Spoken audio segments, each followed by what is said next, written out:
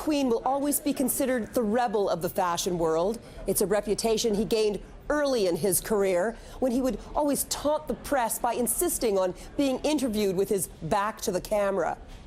But his rebellious nature came out the most in his outrageous designs and provocative shows.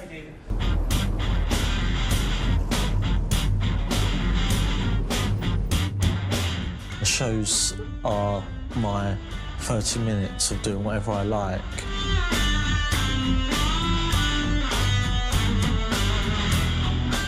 There's no point in doing a show and everyone walk out, oh, nice clothes.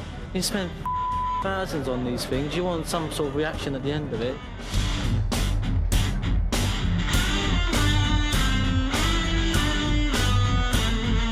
Alexander McQueen, quickly becoming known as the new bad boy of fashion, gets a kick out of stirring up trouble and staging his runway shows. He's pushed the limits of risque by showcasing his sexually subversive designs in places of worship and mocked the fashion press by only giving backwards interviews following his collections. I'm a single human being, I've got no one to answer to, just myself.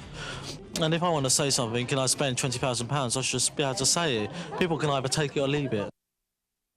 I had the extreme privilege of interviewing Lee McQueen countless times over the years and was always moved by his wit, his sensitivity, and his sheer genius. Shortly after his controversial debut as head designer with the House of Givenchy, I paid a visit to Lee at his London studio and was intrigued to see his very human, very vulnerable side. We're here at the studio of Alexander McQueen, designer extraordinaire who's taken the world by storm. Gosh, I mean, really, I can't believe this has happened to you. Do you want me to tell them how we first met? Yeah, tell them how we first met. We were judging a Smirnoff design competition together. In South Africa. And you were really stirring it up. I mean, he is known for his controversy, okay? Well, let's get that straight. And there was one of the designs that we didn't necessarily think was that incredible, you thought was just the ultimate, and insisted that we include it in the batch of winners. Yeah. You do enjoy stirring things up, don't you? Well, yeah, I don't like the norm. I really don't like the norm. I don't think it's... You know, you don't move forward. Seriously, you just don't move forward if you play safe. I certainly applaud your bravery or your courage to say what's on your mind, because I think that's one thing that I... Doesn't always get me that way. Well, that's it. But, I mean, you really do piss a lot of people off. And I'm really surprised that you've gotten this far with this attitude. You know, you think in this business you've got to coddle people. You've got to wait for the mafiosos to, like, throw a bomb through the window any minute, kaboom. But really, you're good at it. I mean, you're a master of that, stirring it up and winding people up. But, you know, at the end of the day, the fundamental thing is fashion is not to be taken too seriously, and that's what I try to get across. It's not going to cure you of cancer or AIDS, it's just clothes. So don't sit there and tell me the aesthetics of a jumper, because it's just there to be worn. So and that's why I take the piss out of it, because it's not... they're just clothes at the end of the day, no matter what they look like. Everything's been done before, it's just the way you do it. Oh, yes.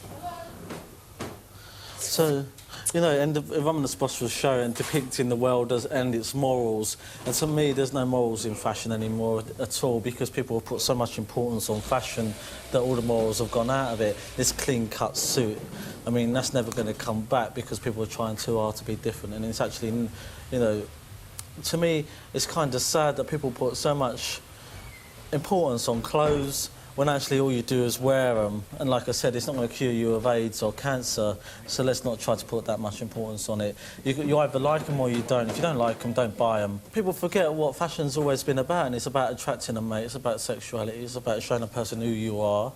And to me, this is who I'm about, and my influence comes through from everything I see, from a tramp on the street, from drugs in clubs, and do you know what I mean? It's just a part of my lifestyle. I'm 27, I'm not 57. I started in fashion because I loved it, and to me, I've got more cynical about it over time working with these people, like working in Paris, and people saying, do you know, it's sometimes it's not even worth talking about, because I do it because I love it, and like I do the shows because I love the energy, and the people that work with me do it because of the energy of the club scene, the drug scene, the sex scene, and it's all part of growing up. It's all about sexuality, it's all about puberty, it's all about becoming an adult, and you have to go through these things. Yes, I'm 27 years old, but do you know what I mean? I've been on London's gay scene since I was 15. I've seen it, done it, and bought the T-shirt. So like, you know, it's just experience, and it's just coming out in my clothes. Do you think people in general take fashion too literally, though? Like women who, you know, leaf through magazines or who turn on the tube and see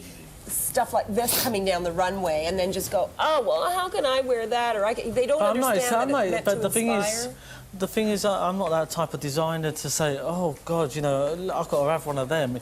I'm not asking you to have one of them. It's not for you anyway. If you have to look at it like that, then turn the page. You said to me just a few minutes ago when we were talking about it's a jungle out there, you wish that someone would have told you when you were contemplating a career in fashion, warned you about that animalistic survival of the fittest, I guess, nature of this world. Why? What would you have done something differently? I mean, not that you have any great regret at this early stage, but... No, I see myself as a lion, and I don't really speak before I eat. I just go and kill the thing, so...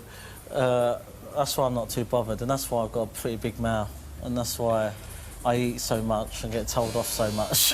And that's why you survived, and are surviving quite well, I might add. Just about.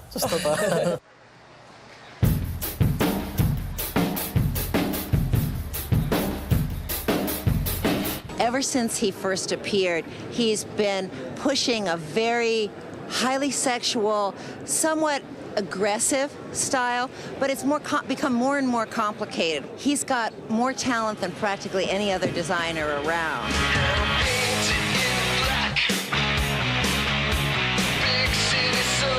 These two last bird dresses, these are the masterpieces, you know. I simply cannot understand what does he eat to create these dresses.